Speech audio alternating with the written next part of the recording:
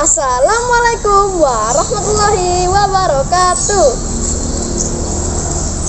Dewan juri yang saya hormati dan teman-teman yang saya sayangi, izinkanlah saya untuk memperkenalkan diri. Perkenalkan, nama saya adalah Abi Afrea Zahra dari SD Muhammadiyah 1 Malang. Di kesempatan kali ini, saya akan membawakan sebuah cerita dari daerah Jawa Tengah yang berjudul Timun Emas. Alkisah. Di Jawa Tengah, hiduplah seorang janda miskin yang bernama Mbak Rondo. Pekerjaan sehari-hari Mbak Rondo hanyalah mengumpulkan kayu bakar dan menjualnya ke pasar-pasar untuk memenuhi kebutuhan sehari-harinya. Mbak Rondo sudah lama sekali menginginkan seorang anak, tetapi dia hanyalah janda tua miskin.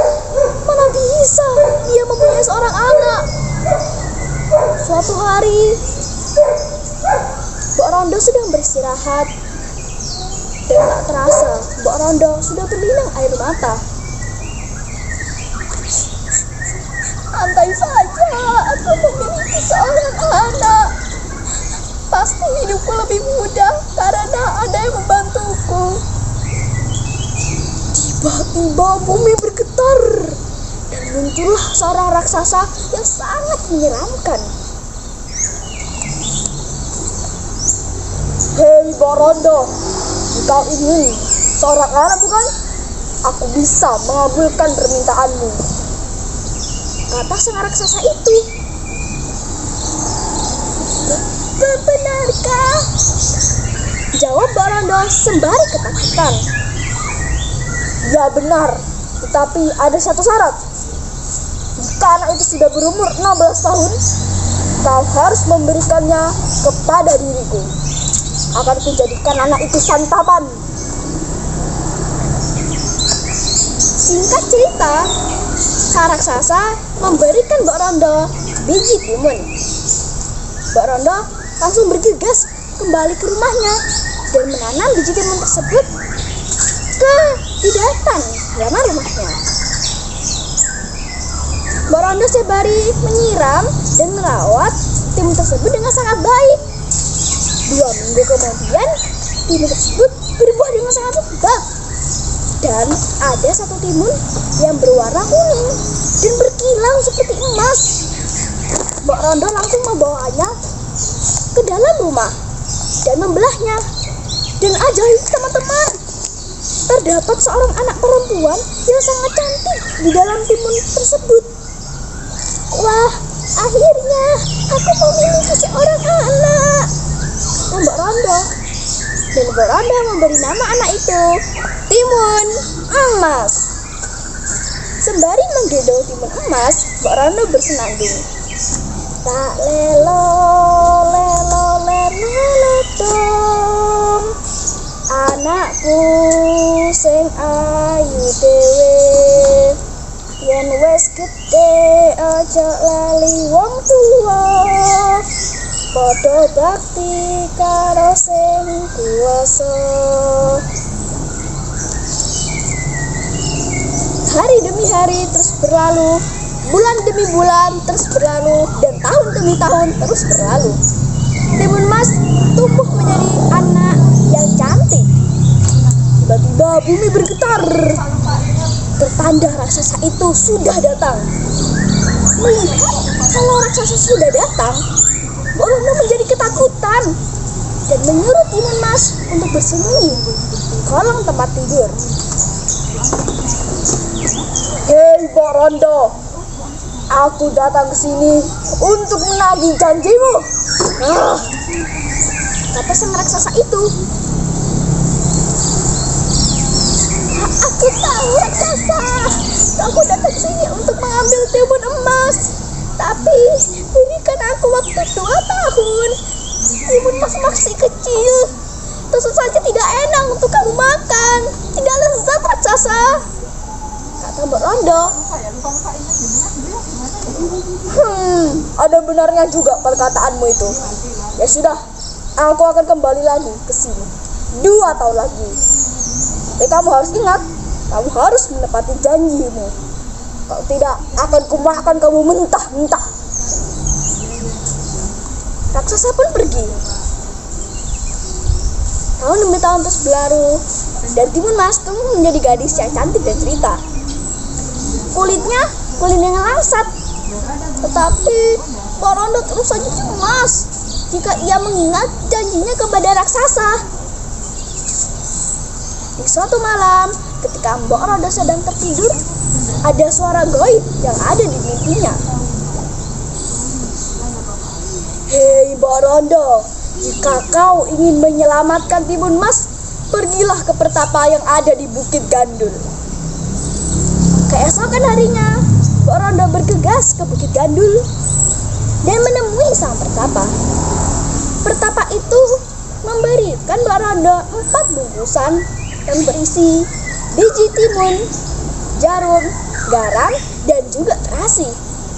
Mbok Rondo langsung bergegas kembali ke rumahnya dan menceritakan peristiwa itu kepada Timun Mas. Tenang saja ya nak, kamu tidak perlu cemas dan khawatir lagi, karena kita sudah mempunyai penangkalnya. Keesokan harinya, ketika Mbok Rondo dan juga Timun Mas ingin berangkat ke hutan untuk mencari kayu bakar, tiba-tiba bumi bergetar dan raksasa itu sudah datang. Hei Mbok Rondo, mana anak itu? Aku sudah sangat lapar. Melihat raksasa sudah datang, Mbok Rondo ketakutan dan menyuruh Timun Mas untuk berlari sekencang-kencangnya dan ingat pada pesan pertapa. Melihat kejadian itu, sang raksasa baru menyadari kalau ia sedang dikelabuhi oleh Mbok Rondo dan juga Timun Mas. Hei kamu bocah kecil, mau kemana? Ujung-ujungnya pun aku takut dan makan tahu ya. Timun Mas terus saja berlari dan berlari hingga ia kelelahan. Akhirnya Timun Mas melempar bungkusan yang pertama yang berisi biji timun. Dan ajaib, biji timun tersebut langsung berbuah dengan sangat lebat. Melihat kejadian itu, sang raksasa tergiur untuk memakan semua timun tersebut.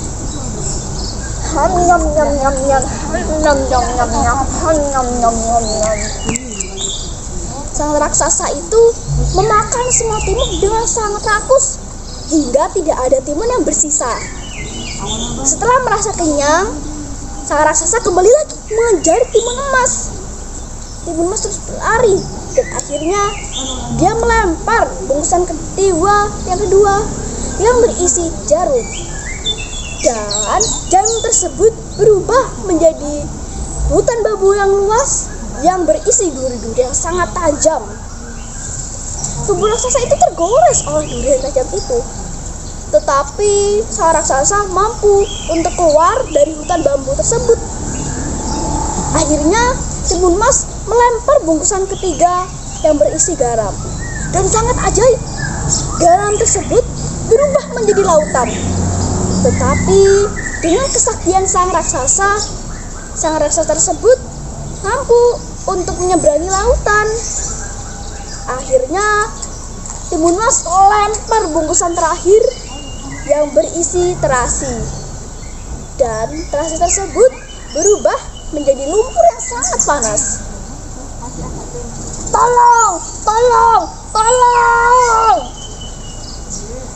Dan raksasa tersebut tenggelam di lumpur yang panas. Dan usahanya sia-sia untuk keluar dari lumpur yang panas tersebut. Dan akhirnya Timun Mas berhasil mengalahkan sang raksasa. Dan akhirnya Timun Mas kembali ke rumah Mbok Rondo. Mbok Rondo sudah menyambutnya dengan bahagia. Sungai mengalir bermuara ke lautan. Cerita berakhir, ambil hikmah dan kebaikannya. Nah teman-teman, hikmah yang bisa kita ambil dari cerita yang baru saja saya sampaikan adalah kita tidak boleh pamrih kepada orang lain, karena Sesuatu yang dilandasi oleh rasa pamrih akan berakhir dengan tidak baik. Maaf kalau di cerita saya ada kesalahan, karena yang sempurna hanyalah Allah Subhanahu wa Ta'ala. Terima kasih. Wassalamualaikum warahmatullahi wabarakatuh.